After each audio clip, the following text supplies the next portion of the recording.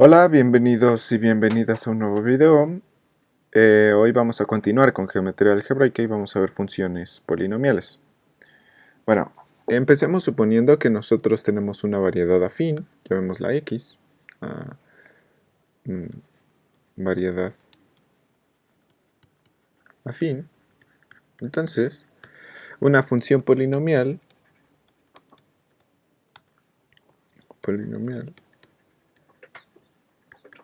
como su nombre lo indica, es una función que va de x a k. K es el cuerpo algebraicamente cerrado sobre el que estamos trabajando. Y bueno, es un mapeo de x a k que es de la siguiente forma. Que si nosotros tenemos un punto A en x, entonces eso se va a mapear a f de A. Y eso para algún f que está en el anillo de polinomios en n variables. Entonces estas son las funciones polinomiales. Pero aquí notemos que si dos polinomios definen la misma función polinomial, eso no necesariamente significa que esos dos polinomios sean iguales, ¿no? Veamos algún ejemplo de esto, de que dos polinomios diferentes definen funciones polinomiales iguales. Pongamos ejemplo. Y aquí consideremos que k es igual al al cuerpo de los complejos y consideremos su anillo de polinomios en una variable, ¿no? También definamos el conjunto S como el conjunto que nada más está formado por un polinomio f, en donde este f está definido como f de x igual a x menos 1. Entonces, ese es un subconjunto de C de x, ¿no? Pongamos, ese es un subconjunto de C de x. Y nosotros podemos aquí definir su variedad, bueno, su lugar cero. Y el lugar cero es v de S. Pero en este caso, como f es esto, y S nada más está conformado por f, entonces v de S simplemente es igual a conjunto que está formado por el 1. Y ahora consideremos dos polinomios, digamos g y h, que están en C de x y que están definidos de la siguiente manera. G de x va a ser igual a 1 y h de x va a ser igual a x. Entonces, obviamente como polinomios estas dos cosas son diferentes. G es distinto de h, pero realmente sus funciones, o sea, la función polinomial que está dada por g y la función polinomial que está dada por h son exactamente iguales, porque, bueno, las funciones polinomiales son mapeos de x a k. En este caso serían mapeos de conjunto que nada más está formado por el 1 a el conjunto K, bueno, cuerpo K, que aquí es los números complejos. La función polinomial que está dada por g simplemente está definida como g de 1 igual a 1, ¿no? Porque aquí tenemos el 1. Y la función polinomial que está dada por h está dada como h de 1 es igual a también el 1, ¿no? Entonces, como funciones polinomiales, la función que define g y la que define h, esas sí son iguales, ¿no? Entonces, bueno, vamos a estudiar un poco más a fondo estas funciones polinomiales. Ahora ya, regresemos a lo general y supongamos que tenemos dos polinomios f y g en el anillo de polinomios en n variables, ¿no? Entonces, sus funciones polinomiales son iguales cuando pues, son iguales como funciones, ¿no? Y recordemos que, o sea, la definición de función de dos funciones iguales nos dice que es, bueno, voy a escribirlo así, em, las funciones polinomiales de f y g son iguales si para cualquier x en x, x es nuestra variedad afín, si para cualquier x en x nosotros tenemos que f de x es igual a g de x, ¿no?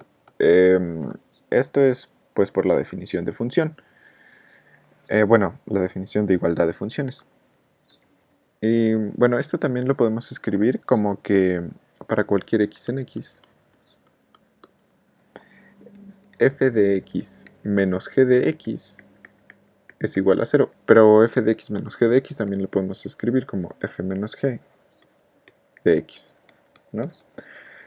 Porque aquí nosotros tenemos suma, multiplicación y todo eso que le da estructura de anillo al anillo de polinomios. Y esto también lo podemos escribir como que f menos g está en i de x, ¿no?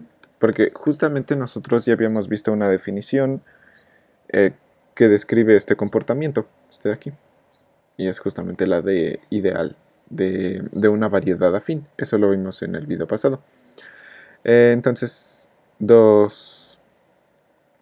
bueno, las funciones polinomiales de dos polinomios f y g son iguales si f menos g está en i de x, ¿no? Y entonces eso nos indica que podemos definir una nueva estructura en donde nosotros digamos que dos polinomios son iguales si sus funciones polinomiales son iguales. Y a esa estructura la podemos pensar como la estructura de todas las funciones polinomiales. Y esa estructura va a ser el anillo coordenado. El anillo coordenado. Y está definido pues de la manera que ya hemos, bueno, de la manera que dos polinomios aquí sean iguales si sus funciones polinomiales son iguales. O sea, a de x es igual a este anillo de polinomios, pero dividido entre i de x, ¿no? Porque pues justamente ya vimos que dos polinomios sus funciones polinomiales son iguales si f menos g está en i de x. Entonces por eso aquí tomamos el cociente entre el i de x. Este va a ser el anillo coordenado, ¿no? Entonces, en a de x, los polinomios que definen funciones polinomiales iguales, aquí sí son iguales, no como en el kx1 hasta xn, ¿no? Y de hecho, este a de x es también una álgebra sobre k. Es álgebra sobre k. Yo ya tengo un video sobre álgebras, pueden verlo.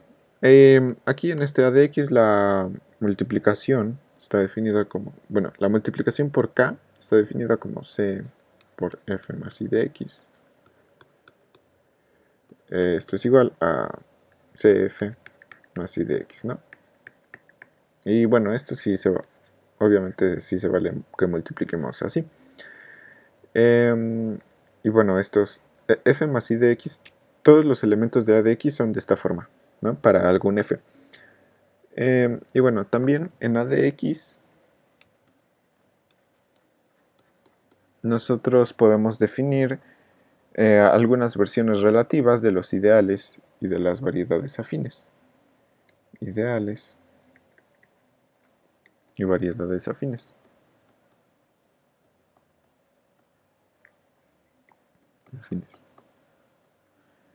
Y relativas a qué? A alguna otra variedad, ¿no? Vamos a ver cómo funciona eso. Pongamos sea y algún subconjunto del espacio afín y que y sea también una variedad afín. Una variedad afín.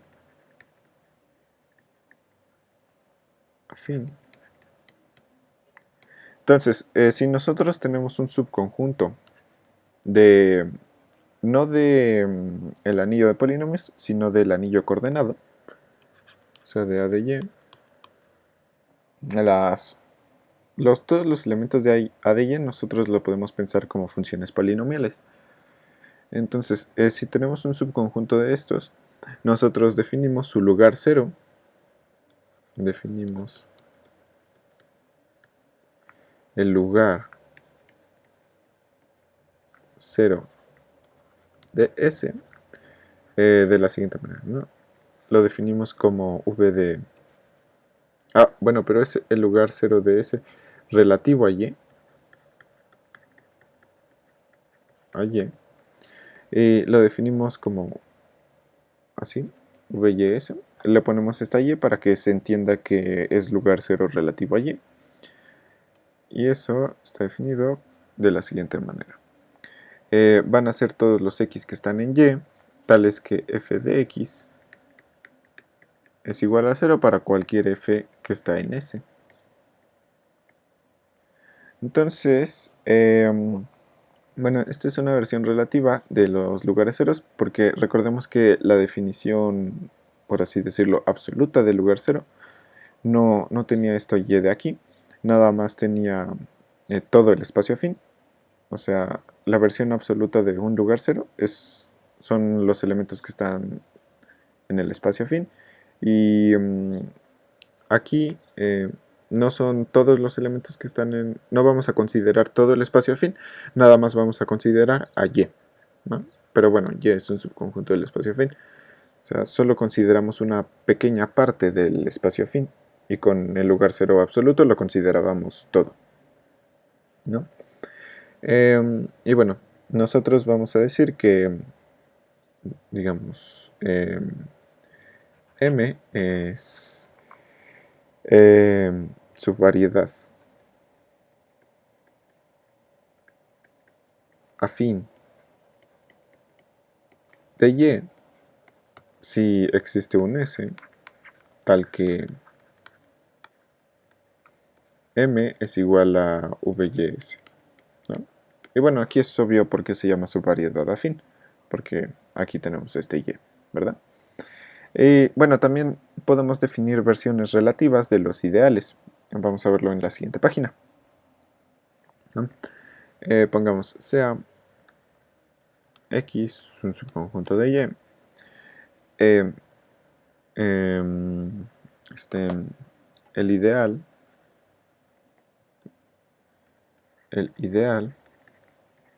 de X relativo a Y está definido de la siguiente manera. Bueno, está definido como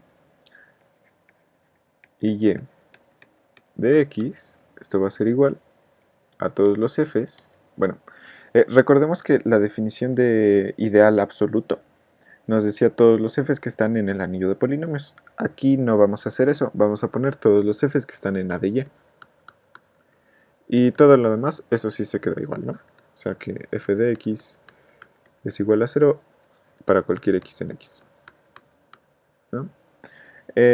Y bueno, igual, como en el caso anterior, esta y de aquí la ponemos para decir que estamos tomando el ideal relativo a una variedad afín, ¿no? Y bueno, entonces, así nosotros ya podemos definir versiones relativas de los ideales y de las variedades afines. Ahora vamos a ver una proposición sobre el anillo coordenado.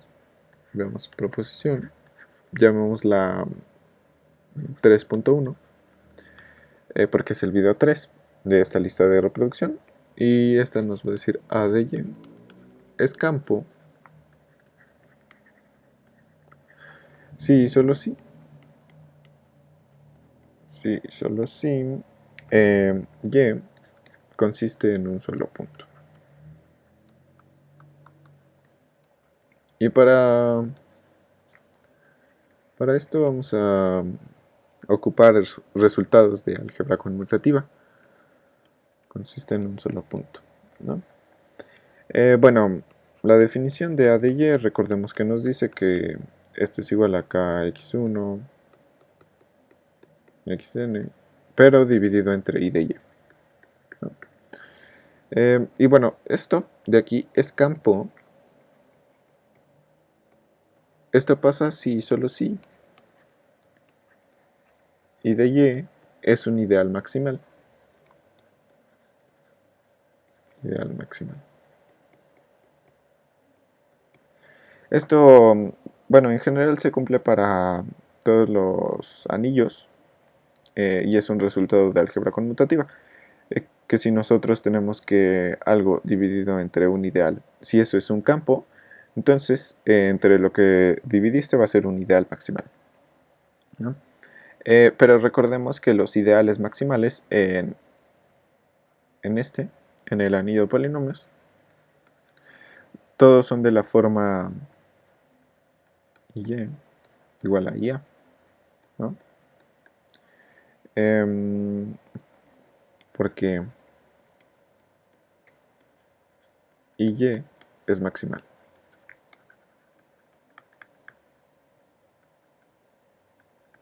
Pero, bueno, esto es para alguna A, ¿no? Una A que sea un elemento del espacio fin. Alguna. Todos los ideales maximales los podemos escribir así, como I de A para algún punto A que esté en el espacio fin. Eso también es un resultado de álgebra conmutativa. Y bueno, también esto pasa así, solo así, y es un punto. Un punto. ¿No? Y bueno, esa sería básicamente la prueba, que, bueno, aquí se puede ver que en geometría algebraica sí se usan bastantes resultados de álgebra conmutativa.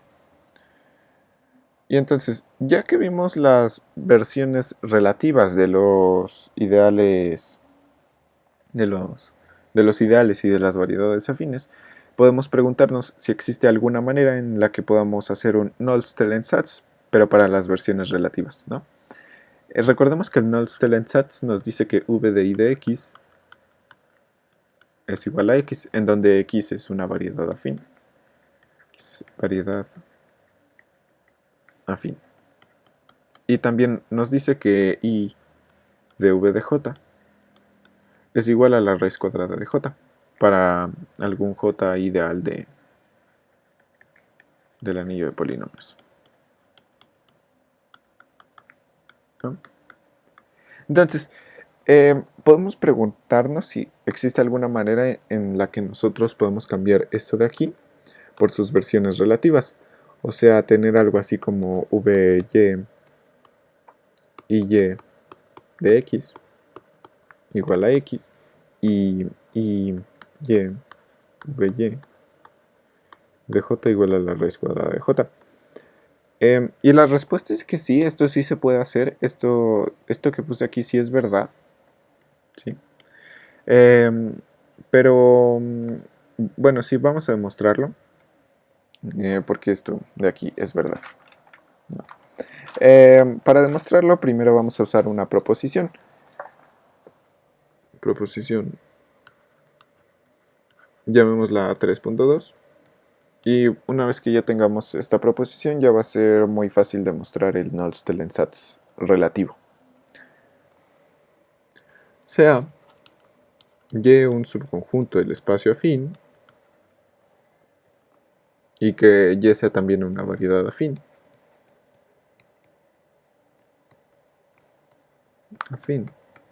Entonces, por la definición de anillo coordenado, nosotros podemos considerar un mapeo. Consideremos el mapeo.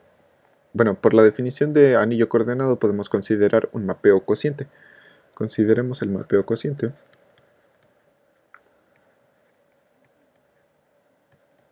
Cociente pi, llamémoslo, que va del anillo de polinomios xn hasta a de y. Sí, a de y. A de y, recordemos que por definición simplemente es igual a kx1, así xn, pero dividido entre i de y. Y bueno, este tipo de mapeos siempre son suprayectivas, ¿no? Eso lo sabemos. Pero lo que la proposición nos dice es que entonces tenemos dos cosas. Primero, que para todo ideal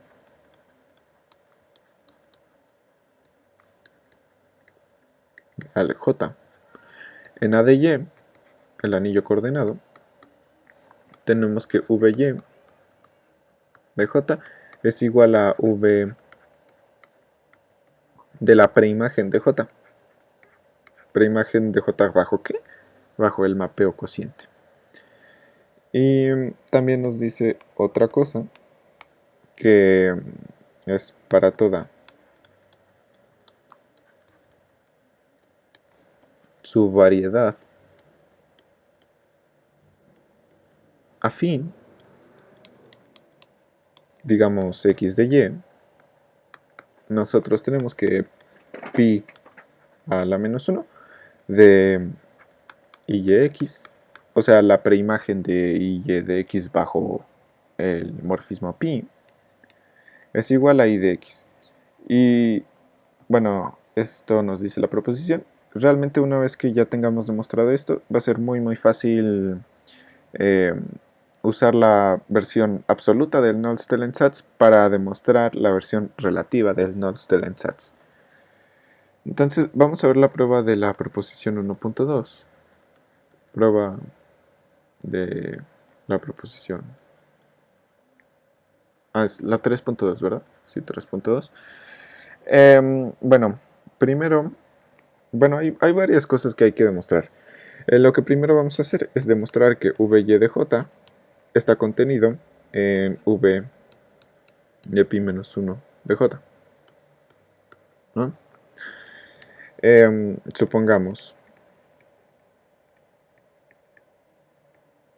Supongamos que nosotros tenemos un X que está en VY de J.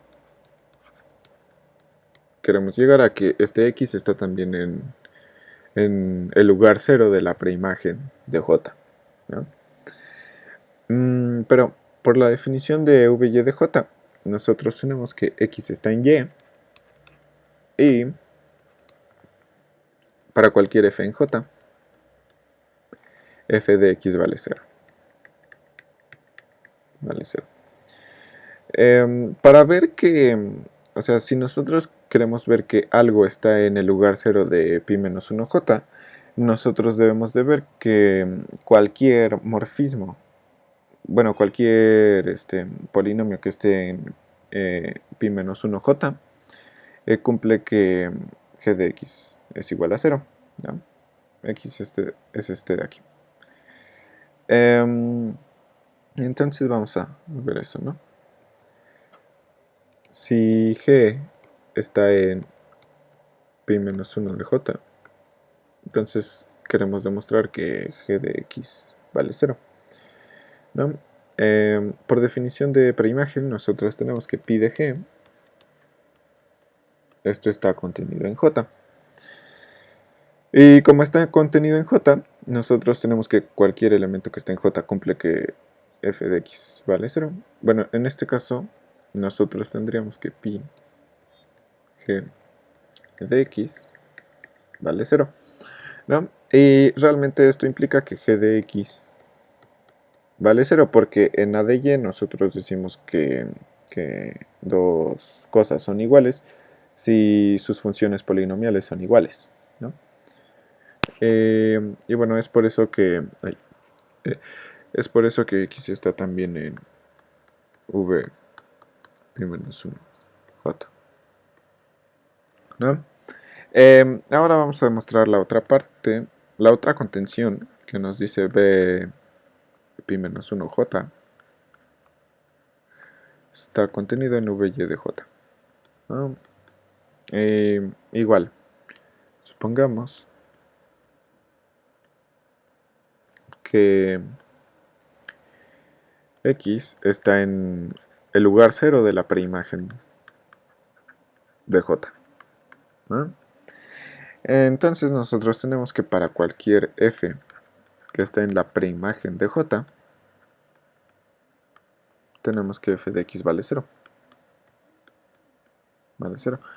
Pero, bueno, esto pasa, sí, solo sí, para cualquier pi f en j, tenemos que pi f de x vale 0. Porque recordemos que esta pi es algo que es suprayectivo, entonces cualquier elemento de j lo podemos escribir como pi de f para algún f. Entonces, bueno, tenemos que pi de f de x vale 0 y también tenemos que x está en y, x está en y, porque pi de f simplemente es una función que va de y acá, ¿no? Bueno, es por eso que x está en y de j, ¿no? Y bueno, ahora vamos a demostrar la parte 2 de la proposición. Primero vamos a demostrar que la preimagen de y de x está contenida en y de x, ¿no? Igual supongamos que nosotros tenemos un f, un polinomio que está en la preimagen de y de x. Este f sí es un polinomio de verdad, porque esto de aquí es un subconjunto del anillo de polinomios, ¿no? Entonces nosotros tenemos, bueno, pongamos, entonces nosotros tenemos que pi de f, eso cae en y de x, por la definición de preimagen, ¿no? Y que algo esté en y de x significa que para cualquier punto x en x, nosotros tenemos que pi f de x es igual a 0, ¿no? Entonces, en particular tenemos que para cualquier x en x, f de x vale 0, ¿no?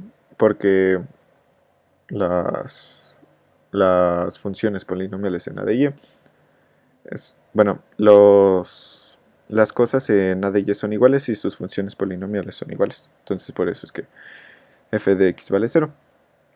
Entonces tenemos que f está en y de x, ¿no? Ahora nos falta la otra contención y ya tendríamos demostrada la proposición que y de x es un subconjunto de pi menos 1 de y de x, ¿no? Y el procedimiento es el mismo. Supongamos que tenemos un f, un polinomio en y de x, ¿no? Entonces, por la definición de ideal de x, nosotros tenemos que para cualquier x en x, f de x vale 0. Vale 0. Pero esto implica que su función polinomial, bueno, escribámoslo así, que para cualquier x en x, su función polinomial, pi f de x, vale 0, ¿no? Pero bueno, esto también, bueno, esto implica que pi de f está en y de y, en y de x, o sea, en la versión relativa. Y bueno, ya eso es lo mismo que decir que f está en la preimagen de y de x, ¿no? Y ya con eso tenemos demostrada la proposición es 3.2 y con eso ya podemos proceder a ver el Null-Stellen-Satz relativo. Llamémoslo teorema 3.3. Pongámosle Null-Stellen-Satz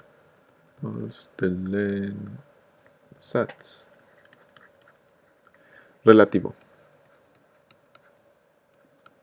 Y ya vamos a escribir el enunciado completo.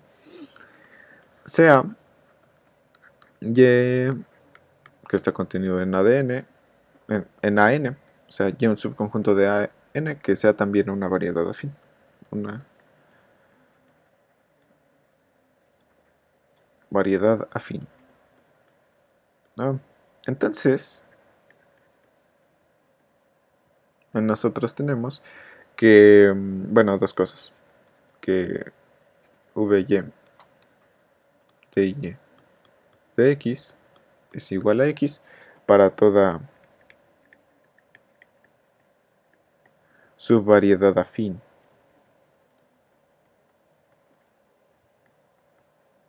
Afín x de y. Y el otro resultado es que y relativo a y de la subvariedad afín de y, j, es igual a la raíz cuadrada de j. Y eso para todo ideal j de AY. AY, ¿no? Bueno, esto es justamente lo que habíamos dicho hace rato, que es justamente el Nullstellensatz, pero le cambiamos aquí por sus versiones relativas, ¿va? Entonces, la prueba es muy sencilla una vez que ya tenemos la proposición anterior, que es la 3.2. Primero vemos este de aquí. Nosotros tenemos que VY y Y de X. Esto, por la proposición anterior, es VY de pi de Y de X, ¿no? Sí, así. Y esto también es V de pi menos 1 de pi de Y de X, ¿no? Los paréntesis, bueno, sí. Y bueno, aquí lo que estamos usando es la proposición 3.2 para tener estas igualdades. Luego aquí, esto es igual a VI de X, porque estamos tomando el lugar 0. O sea, esto de aquí, pi menos 1 pi de X, en general no es igual a I de X, pero como le estamos tomando el lugar 0, entonces todo esto es igual a todo esto. Y ahorita sí ya podemos aplicar el Nullstellensatz absoluto y tenemos que ya esto es igual a X, ¿no? Por el Nullstellensatz absoluto. Y la otra igualdad también es muy sencilla, vamos a verla. Tenemos IY de VY J. Esto es igual a IY de V pi menos 1 J. ¿Sí? Sí. Igual, aplicando la proposición 3.2, ¿no? Y esto es igual a pi de I de V pi menos 1 J.